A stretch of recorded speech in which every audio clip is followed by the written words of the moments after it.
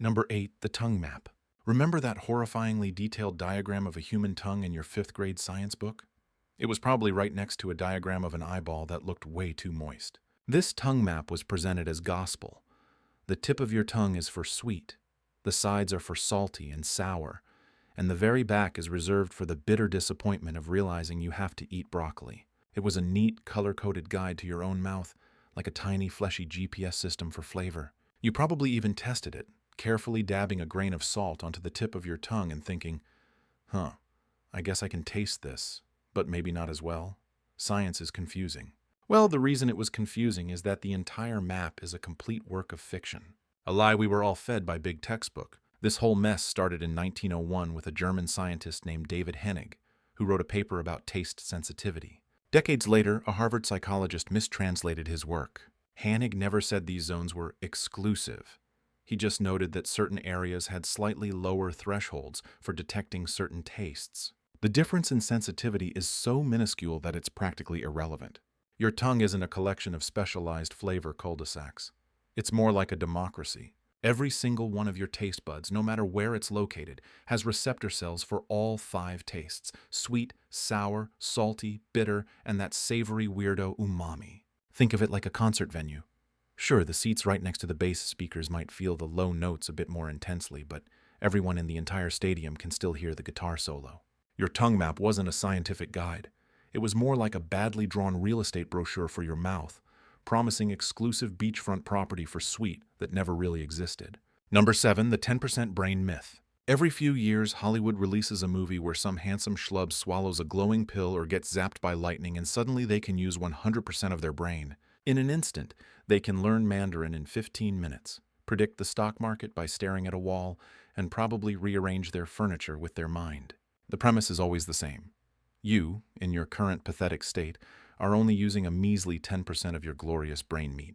The other 90% is just sitting there like a dusty, forgotten attic full of untapped potential and old memories of dial-up internet sounds. This is, and I say this with all the scientific authority I can muster, total nonsense. It's one of the most persistent, wildly incorrect pieces of pop psychology out there. Brain scans like fMRIs and PET scans show that even during the simplest tasks, like say petting a dog, vast areas of your brain light up with activity. When you're asleep and dreaming, your brain is a rave party of electrical signals. There are no dormant, unused sections just waiting for a magic bullet to awaken them. Every part has a function, even if we don't fully understand it yet. Brain damage to even a small area can have catastrophic consequences, which wouldn't be the case if 90% of it was just useless filler. Your brain isn't a single light bulb that's only 10% lit. It's a massive power grid for a city. You don't turn on every single light in every single building at the exact same moment, because that would be chaotic, inefficient, and your electric bill would be astronomical. But over the course of a day, you're absolutely using the whole grid. The 10% myth is so popular because it's a comforting thought. The idea that you're just one step away from being a super genius. But really, you're already using the whole magnificent squishy computer in your head. Believing you only use 10% of your brain is, ironically, a great way to use very little of it. Number 6, your personal learning style. All right, let's talk about you.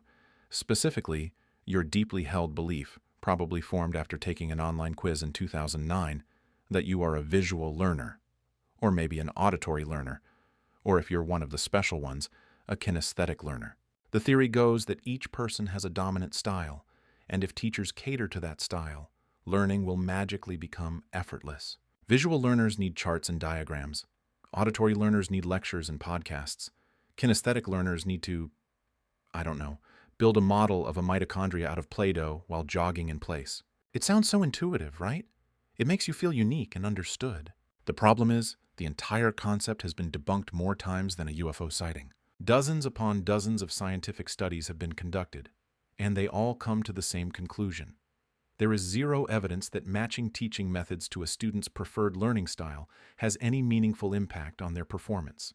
People have preferences. Sure, you might enjoy looking at a colorful graph more than reading a dense paragraph. But that preference doesn't mean you actually learn better that way. The most effective learning is actually multimodal. It engages multiple senses at once. You learn about ancient Rome by reading a book, visual, listening to a lecture, auditory, and maybe even visiting a museum to see the artifacts, kinesthetic. Forcing yourself into one box is like insisting you can only eat soup with a fork. Sure, you have a preference for the fork, and you can probably make it work if you try hard enough, but you'd be a lot more efficient if you just use the spoon that's right there. The spoon, in this case, is using every tool available. So you're not a kinesthetic learner, you're just a person who got bored during a PowerPoint presentation. Welcome to the club. Number 5. The Goldfish Memory. You've heard it a million times. Maybe you even said it last week when you forgot where you put your keys. I have the memory of a goldfish. It's the universal shorthand for having a terrible, fleeting memory, supposedly lasting only 3 to 5 seconds. In our collective imagination, a goldfish's entire existence is a loop of endless surprise. Oh, hey, a castle! Whoa, what's this? A castle! Look at that, a castle! It's a sad yet slightly comical existence, except it's a complete fabrication. This myth likely started as a way for people to feel better about keeping a living creature in a small glass bowl. If the fish can't remember its own prison, is it really a prison? But scientists who have actually bothered to study these little orange guys have found that their memories are surprisingly robust. In experiments, goldfish have been trained to associate certain sounds with feeding time, and they can remember those associations for months. They can learn to navigate mazes, recognize their owners, and even distinguish between different pieces of classical music. Yes, your goldfish might be a bigger fan of Bach than Stravinsky, and it will remember that preference. So, not only do they remember things for more than 3 seconds, they can hold on to memories for a significant portion of their lifespan. Meanwhile, you just walked into the kitchen and completely forgot why you're there for the 3rd time today. The truth is, that little fish swimming in its bowl is a memory savant compared to our scatterbrained, perpetually distracted human minds. So next time you see a goldfish, show some respect. It probably still remembers that ugly sweater you wore last Christmas. Number 4. The Sugar Rush. Picture a child's birthday party. The air is thick with the scent of pizza, cake, and desperation from the parents. A swarm of 7-year-olds, fresh off a dose of neon-colored frosting and fizzy drinks, begins to vibrate with a chaotic energy. They are bouncing off the walls, screaming with the force of a jet engine, and generally behaving like a pack of caffeinated squirrels. The verdict is unanimous among the adults. It's the sugar rush. The sugar has made them feral. It feels like one of the most obvious cause and effect relationships in the universe. Kid eats sugar, kid goes bonkers. But study after study has shown that sugar does not cause hyperactivity in children. This is one of those scientific facts that feels emotionally wrong, like being told that puppies aren't actually cute. In multiple double-blind, placebo-controlled trials, the gold standard of research, kids were given either sugary drinks or artificially sweetened sugar-free drinks. Neither the kids, their parents, nor the researchers knew who got what. The result? There was no difference in behavior. The kids who drank the sugar-free stuff were just as likely to climb the curtains as the kids who mainlined pure glucose. So what's actually happening at that birthday party? It's the environment. The kid isn't hyped up on sugar.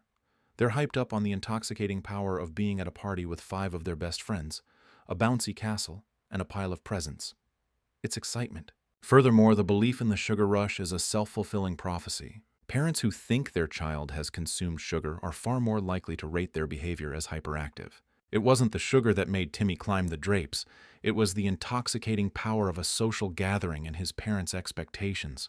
Number 3. The 5 senses. Sight, sound, smell, taste, touch. The classic 5. The starting lineup of your sensory team.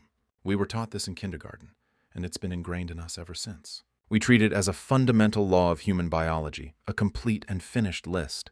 But saying humans have 5 senses is like saying the Beatles only had 2 members. It's a wild oversimplification that ignores some of the most interesting players. Scientists don't even agree on a final count, but it's way, way more than 5. For starters, you have proprioception, which is your sense of where your body parts are in space without looking. It's the reason you can touch your nose with your eyes closed, or not have to stare at your feet while you walk.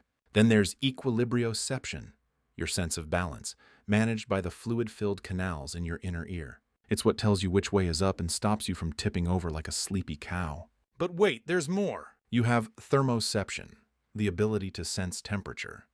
It's why you know a stove is hot without having to slap your whole hand on it. You have nociception, the sense of pain, a very important, albeit unpleasant system designed to tell your brain, hey, maybe don't do that again. There are even more esoteric ones, like the sense of time, pressure, and hunger. Your body is constantly collecting data from dozens of inputs, most of which you never consciously think about. So you don't have five senses. You have a whole sensory orchestra playing a complex symphony of information every second of your life. Basically, your body is running a whole suite of background apps you never even knew you installed. Number 2, spontaneous generation. For a very, very long time, we're talking thousands of years from Aristotle all the way to the 17th century, humanity's best and brightest believed in something called spontaneous generation. This was the brilliant idea that living creatures could just arise from non-living matter. It wasn't a fringe theory. It was mainstream science. Recipes were even published. If you wanted to create mice, for example, you just had to place a sweaty shirt and some wheat in a dark corner for 21 days. Voila, instant rodents. Maggots? Easy, just leave a piece of meat out. Frogs? They obviously came from mud. This seems completely insane to us now.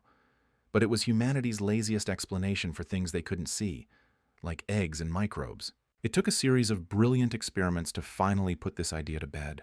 In 1668, Francesco Redi put meat in a set of jars, some open, some sealed, and some covered with gauze. The maggots only appeared on the meat in the open jars where flies could land. A pretty slam-dunk case, right? But people clung to the old idea for another 200 years, arguing that it still applied to microorganisms. It wasn't until Louis Pasteur and his famous swan neck flask experiment in 1859 that the coffin was finally nailed shut. He showed that even broth would remain sterile indefinitely if microbes from the air couldn't get to it. He proved that life only comes from pre-existing life. It was a revolutionary moment that paved the way for modern medicine and microbiology. It's a good thing we figured this out. Otherwise, my laundry pile by now would have been declared a sovereign nation of spontaneously generated mice. Number 1, Pluto is a planet. Let's pour one out for our fallen hero. For 76 years, Pluto was the little guy, the scrappy underdog at the edge of the solar system. We memorized its name in cute little mnemonics. My very educated mother just served us 9 pizzas. We drew it in our school projects, a tiny, distant orb that completed our perfect family of 9 planets. Then, in 2006, a group of astronomers, the Galactic Bouncers known as the International Astronomical Union, gathered together and coldly, ruthlessly kicked Pluto out of the club. The betrayal was felt by millions. It felt personal. How could they just demote a planet? Well, the truth is, our understanding of the solar system had changed. When Pluto was discovered in 1930, we thought it was a lone wolf out there. But as technology improved, we started finding more and more objects in its neighborhood, a region called the Kuiper Belt. We found Eris, which is even more massive than Pluto. Suddenly, we had a problem. If Pluto is a planet, does that mean Eris is a planet? What about all the other big, icy bodies we were bound to find? Were we going to have a solar system with 50 planets? The IAU decided to get specific. They laid out 3 criteria for being a planet. It must orbit the sun, it must be massive enough to be round, and this was the killer. It must have cleared its neighborhood of other objects. Pluto fails on that last count. It's not the gravitational bully of its orbit. It's just one of many objects in the crowded Kuiper Belt. So it was reclassified as a dwarf planet. It's not an insult, it's a more accurate job title. Pluto didn't change. The Galactic Bouncers just got stricter with the VIP list. It's still out there, being its awesome, icy, heart-stamped self, just with a different classification. That's all for today. I'll be making similar videos in the future. Subscribe to see them.